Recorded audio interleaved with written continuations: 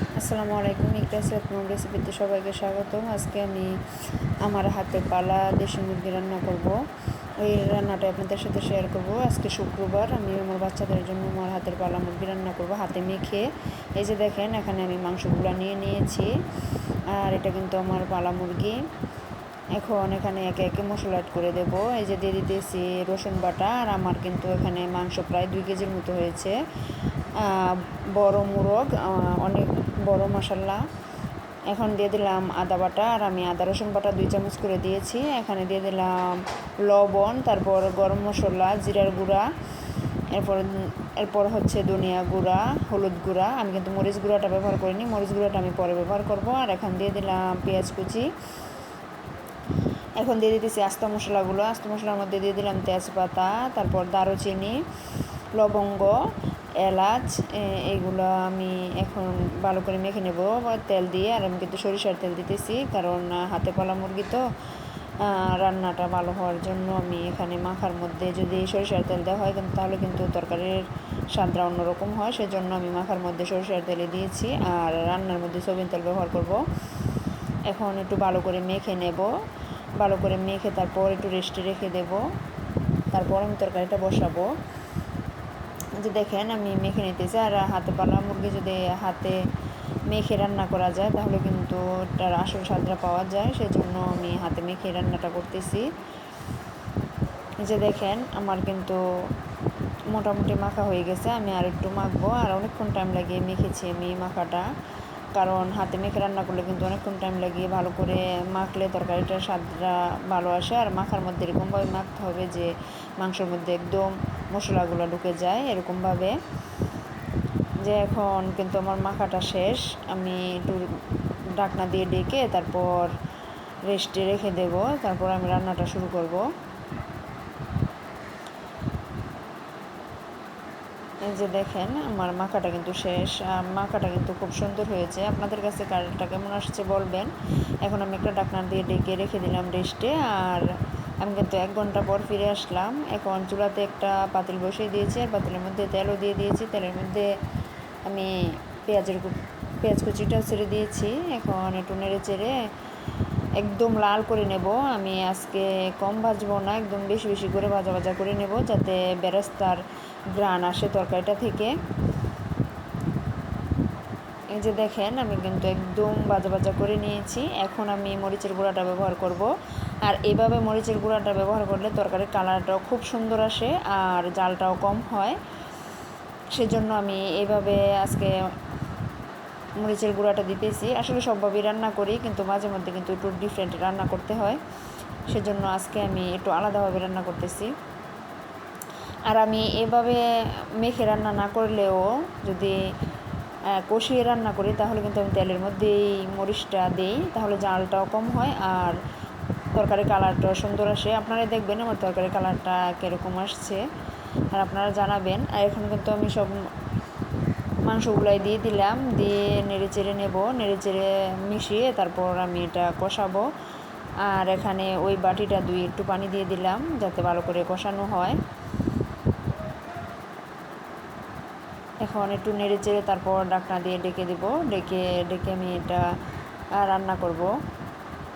আর আমার হাতে পালা হলে কি হবে, এটা কিন্তু পাকিস্তানি মুরগি আমি হাতে বেলেছি। আসলে ডিম দিয়ে মুরগি দিয়ে উঠিয়ে তারপর আমি এটা বড় করেছি, সেজন্য দেশি মোরগের মতোই।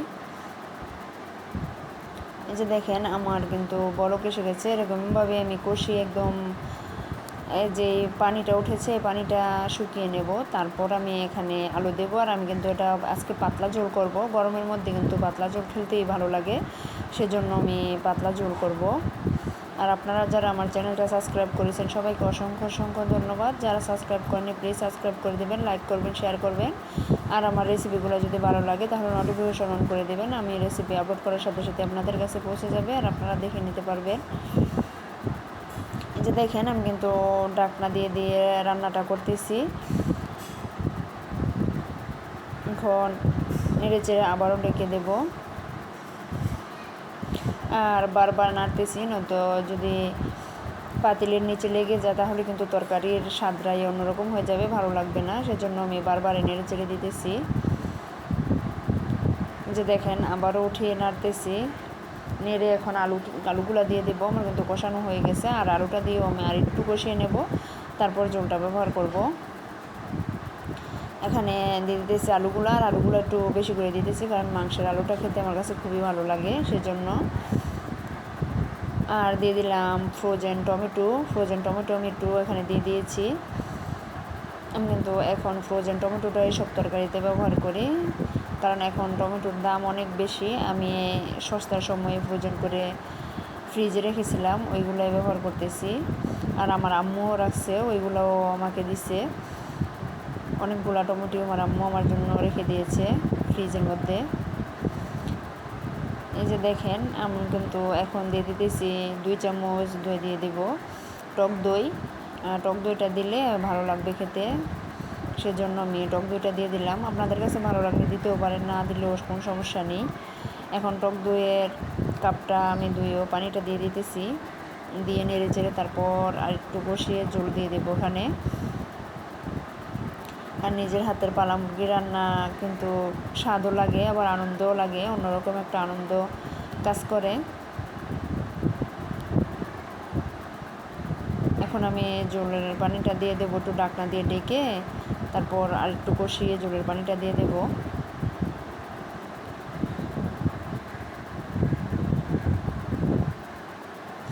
আর কে কে গরমের মধ্যে মুরগির মাংসের পাতলা ঝোল খেতে পছন্দ করেন কমেন্টে জানাবেন।